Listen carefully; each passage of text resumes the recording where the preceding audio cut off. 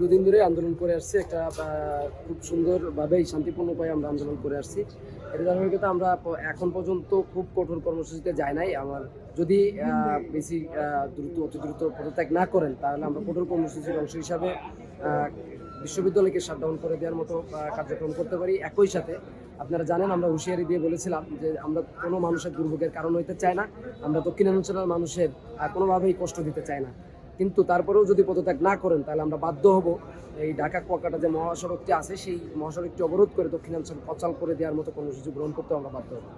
আসলে আপনি যে প্রশ্নটি করেছেন, আপনি দেখেছেন যে বিগত সময়ে ফ্যাসিস্ট হাসিনা তার বিরোধী দলকে বা তার বিরোধী দলকে দমন করার জন্য, মতকে দমন করার জন্য যেভাবে হামলা দিয়ে মামলা দিয়ে যেভাবে দমন করতো, ঠিক একই পলিসি কিন্তু এই ফ্যাসিস্টটা স্বৈরাচারী ভিসি গ্রহণ করেছেন। তিনি শিক্ষার্থীদের মতামতকে উপেক্ষা করে, শিক্ষার্থীদের ম্যান্ডেটকে না নিয়ে তিনি শিক্ষার্থীদের ন্যায্য অধিকার আদায়ের দাবিতে যারা আন্দোলন করতেছিল তাদেরকে দমন করার জন্যই মামলা দিয়েছেন।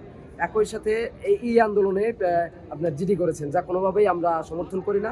এটা ফ্যাসিস্টেরই লক্ষণ এবং ফ্যাসিস্ট একটা একতন্ত্র কায়েম করার যে লক্ষণগুলো থাকে তার ভিতরে অন্যতম। এই কারণগুলোতেই শিক্ষার্থীরা আজকে এক দফা আন্দোলনে আসতে বাধ্য হয়েছে।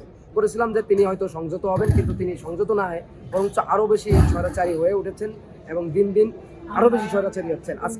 এখন পর্যন্ত তিনি কিন্তু আমাদের শিক্ষার্থীদের কথা এখনও চিন্তা করেন নাই, তিনি তার চিন্তা করতেছেন।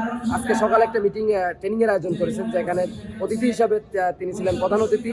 একই সাথে বেগম রোকেয়া থেকে দুজনকে গেস্ট করে আনা হয়েছে এবং যারা আপনারা জানেন যে কলিমুল্লাহ বেগম রোকেয়াকে কীভাবে লুটে পেটে খেয়েছে এবং একই সাথে ওই কলিমুল্লার সাথে কিন্তু এই সুচিতা শর্মিনও জড়িত ছিলেন। আপনারা জানেন যে 700 পৃষ্ঠা যে শেষপত্রটি বের হয়েছিল দুর্নীতির, সেখানে কিন্তু স্পষ্টভাবে তার জড়িত থাকার তথ্য পাওয়া যায়।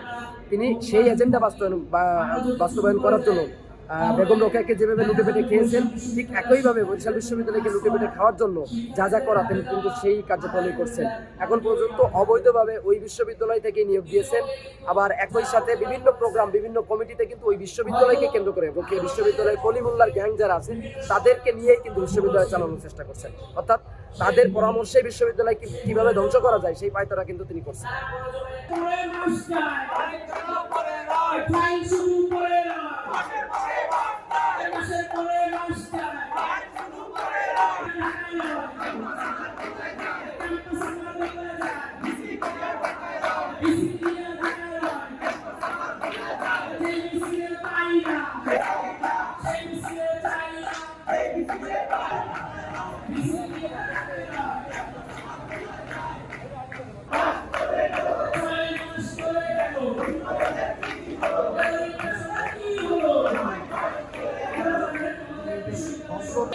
আর আন্দোলন করে যাবে, তাও এই দালাল বিসির অপসারণ করে ছাড়বে, পারবে ইনশাআল্লাহ। আমরা সবাই দালাল বিসির অপসারণের স্লোগান দিব, সবাই একসাথে ধরবো, পারবে ইনশাআল্লাহ। এই চলো রে চলো,